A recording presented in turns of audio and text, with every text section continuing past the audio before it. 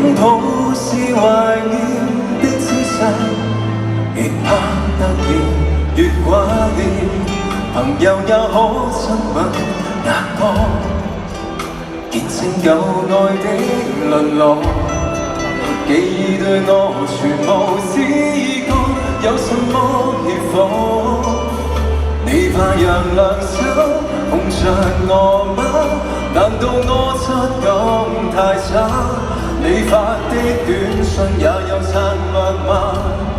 以後無需直接講話，喂一聲，這一聲你認得出我麼？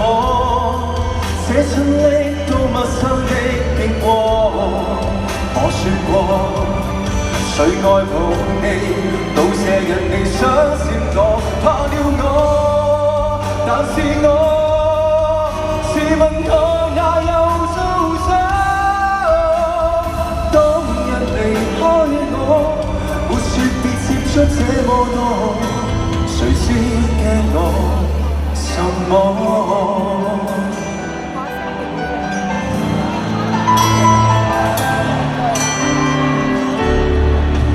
你怕讓良心碰着我嗎？難道我質感太差？你發的短信也有親密嗎？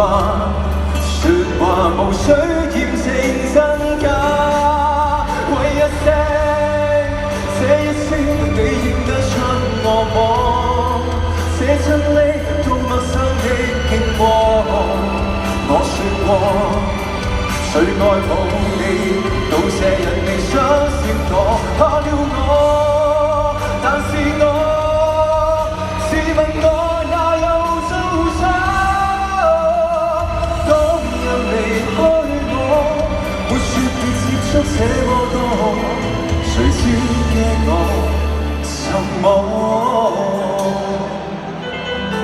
只願容許我做錯嘅説聲貼現touch，幻想得到什麼？